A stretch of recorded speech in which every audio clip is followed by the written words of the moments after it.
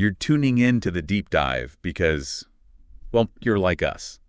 You appreciate getting to grips with something complex quickly, but without, feeling totally overwhelmed. Yeah, you want those aha Yeah. moments, right? The clear path. Exactly. And today, we're unlocking a really fascinating literary puzzle. We're talking about the Locked Room Mystery. Mm-hmm. Sometimes called an impossible crime. And it's fantastic. It really is. Because the core question isn't just who done it. It's more like, how on earth did they do it? Right. You've got this body, right, in a room, locked, sealed from the inside. No obvious way in or out for the killer. It just seems impossible. How they manage it, that's the puzzle. That's the hook. And to help us crack this thing open, we've gathered some pretty interesting sources. First up, there's a great piece from crimmycouch.dd looking at John Dickson Carr's novel, Der Verschlossene Raum. Ah, yes. Known in English as The Three Coffins, or maybe more commonly, The Hollow Man. That's the one, published way back in 1935, a real classic of the genre. Definitely a cornerstone. We've also got the Wikipedia entry for Detective Geschichte, detective story. Yeah. Just to give us that broader context, its origins in the 19th century, the focus on the detective reconstructing things. Sets the stage nicely. It reminds us about that expected formula, the reader trying to solve it alongside the detective. Then, building on that, crimmycouch.de also has a specific piece just on the locked room mystery definition itself, really focusing on that how. Good. Drilling down. And looks like we also have something from wikibrief.org, Verschlossene Raum, puzzles about locked rooms, another angle. Right, and here's where it gets, really cool, I think. We found an article from a blog called The Bodies from the Library. Okay. It dives into the 7 types of locked room mystery. And the categorization comes from Dr. Gideon Fell himself. Carr's detective. Carr's own detective character, yeah, within The Hollow Man. It's like the master explaining his own magic trick. Oh, that's brilliant. The locked room lecture, right? That's it. And speaking of The Hollow Man, we've got its Wikipedia page, too. Highlights why it's like the top-tier locked room mystery. And it specifically mentions that lecture in Chapter 17, where Fell just lays out all the methods, essential stuff. Totally. And finally, just to round it out, we've got the Goodreads page for the novel. See what actual readers think, how they react to Carr's puzzle making. Good mix of sources, then. Critical analysis, definitions, the author's own thoughts via his character, and reader reactions. So our mission for this deep dive is basically to unpack what makes these locked room mysteries tick. We'll use The Hollow Man as our main case study. Makes sense. But we'll also look at the history, the enduring appeal of this whole subgenre. Why do we love these impossible crimes so much? Okay, let's do it. Where do we start? What is it about that impossibility? Well, you mentioned cognitive biases earlier. I think it's a huge part of it, isn't it? I think so, yeah. We are absolutely wired to find cause and effect. A locked room just throws a wrench in that. It creates this dissonance. Like an itch you have to scratch. Exactly. Your brain needs to resolve it. So when the explanation comes, even if it's complex, there's this huge sense of satisfaction. That's how it worked. It's like the ultimate intellectual game. And the Hollow Man, Der Verschlossene Raum, just drops us right in it. Professor Grimaud, lock steady, bang, a shot. Right. They force the door. And he's dying. But the visitor, Koof, vanished. And the snow outside the window? That's the killer detail. Fresh snow, completely untouched, no footprints, nothing. It's maddening. How? Yeah, the Creamy Couch review really emphasizes that central problem. The secretary was watching the only door. Nobody came out. Windows sealed by snow. Roof untouched. No secret passages found. Chimneys way too small. Yeah. It just looks, genuinely impossible. And then, just to pile it on, the main suspect, this guy Flea. Flea, yeah. He turns up dead, too. Yeah. Shot in the street shortly after. And again, no witnesses to the shooting itself, and only his footprints in the snow around him. It's like double impossible. How does that even happen? It feels almost supernatural. You start thinking ghosts, maybe. But that's where Dr. Fell comes in, Carr's detective. As the Creamy Couch review points out, Fell is absolutely insistent. No ghosts, no magic. He's very grounded, isn't he? Despite being quite eccentric. Yeah. His WWII intelligence background probably helps. Probably. He's convinced there has to be a rational explanation. Maybe incredibly clever, maybe unlikely, but rational, logical. And that's key to the whole genre, right? Like the Wikipedia entry on detective story says, the reader expects a logical solution. Absolutely. You expect all the weird stuff, all the impossible bits to eventually be explained through clues, through deduction. There might be red herrings, sure. False leads to throw you off. Oh, definitely. Misdirection is crucial. But the core puzzle has to be solvable by logic, within the rules the author sets up. That Wikipedia article also mentions the Watson figure, the slightly less brilliant companion who tells the story. Right, the reader's stand-in, asking the questions we're thinking. And in The Hollow Man, Superintendent Hadley often plays that role next to Dr. Fell, doesn't he? He does. He voices the bafflement that the reader feels. But Fell, how could he possibly? It works really well, and it highlights how these mysteries play with our expectations. The impossibility creates suspense, like you said. Huge suspense. And then the reveal, that logical explanation, gives you that satisfying surprise the Wikipedia article talks about. Yeah, suddenly all those little details you barely noticed, Yeah. they click into place. Hopefully. A good one makes you say, of course, it was there all along. And Carr was just a master at this. Yeah. The Bodies from the Library article calls him the acknowledged master of the genre, and you can see why. He wrote so many, just kept coming up with these seemingly unbreakable scenarios. And they make a good point in that article. The solutions, well, they had to be possible logically, Yeah. but not necessarily probable in, everyday life. Right.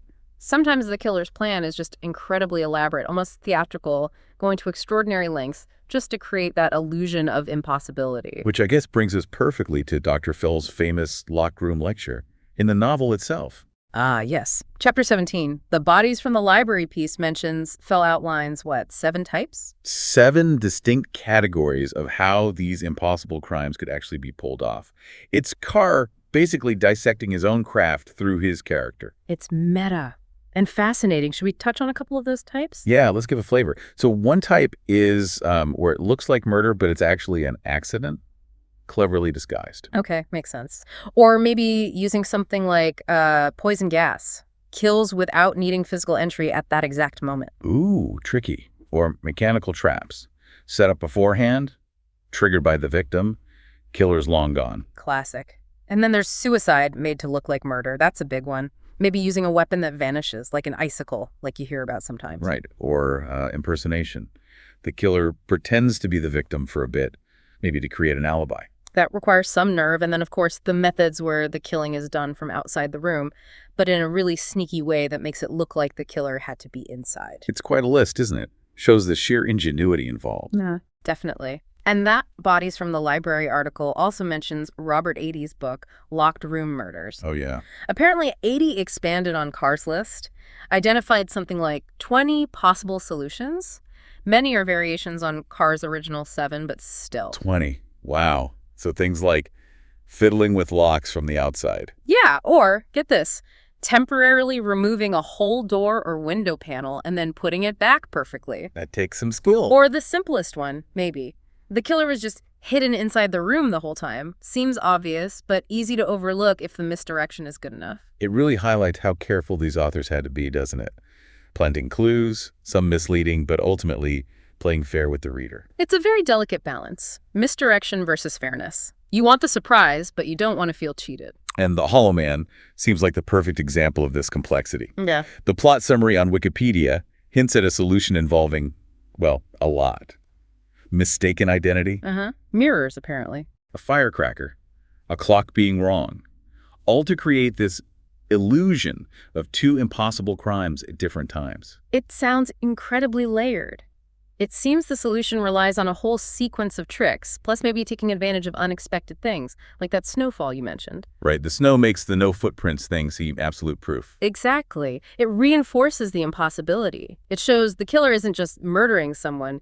They're constructing an entirely false reality, a performance. And the Goodreads reviews kind of reflect that complexity, don't they? Seems like it. Some people are just blown away by the cleverness, the aha moment when it all clicks. Yeah, total satisfaction. But others sometimes find the focus on the puzzle maybe overshadows the characters a bit, or the pacing. That's a common point with puzzle-heavy mysteries. That one reviewer feeling like they'd wrestled a chess grandmaster. I can see that. It's an intense mental workout. It is, but, the whole genre of detective fiction has evolved, as the Wikipedia entry notes.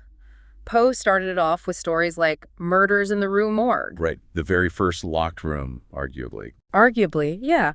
Then Conan Doyle really popularized it with Sherlock Holmes, maybe focusing a bit more on suspense and the results of deduction. And then authors like Agatha Christie came along, Yeah. complicating things even more, right? More suspects, more secrets hidden within secrets. Exactly. She was a master plotter in her own right, often using the puzzle structure, but embedding it within broader social dramas. The Crimmy Couch article touches on that history, too, talking about the Golden Age Carr SS Van Dyne. The peak era for the pure puzzle. But then later crime fiction started exploring other things more, didn't it? Social issues, psychology, police procedures. Yeah, the focus shifted somewhat. But as that article also says, the Locked Room mystery never really died out. It still pops up. Its appeal lingers. For sure. Crimmy Couch mentions contemporary authors like Adrian McKinty successfully using it. And, I mean, think about escape rooms today. Oh, that's a great point. They're like reverse locked rooms, aren't they? Totally. You're trying to figure out how to get out by solving puzzles within a confined space. It taps into that same enjoyment of figuring things out, finding the logical path through apparent impossibility. Okay, so let's try and wrap this up. Pull the key threads together from our deep dive. Sounds good. So the locked room mystery, the impossible crime, it's all about the how, isn't it? Yeah. The method seems completely baffling. Check. John Dickson Carr, undisputed master. And his novel, The Hollow Man, or Der Verschlossene Raum, is a prime example. Hugely celebrated. Yeah. Especially for that intricate puzzle and, of course, Dr. Phil's brilliant locked room lecture. Which laid out the common tricks of the trade. Exactly. And the genre has this rich history from Poe through the Golden Age, and it still fascinates readers today. It's that blend of logic, misdirection, and that final, satisfying reveal. Nicely summarized. Which does lead to a final thought, maybe, for our listeners. Go on. Think about why we love these puzzles so much. This defiance of logic that gets neatly resolved. What does it say about us? Our need for order, maybe. For understanding, that deep satisfaction when chaos is explained away. Like, we want the universe to make sense. And these stories provide a little pocket where it absolutely does eventually. Maybe. And do we ever see situations in real life that feel like locked rooms?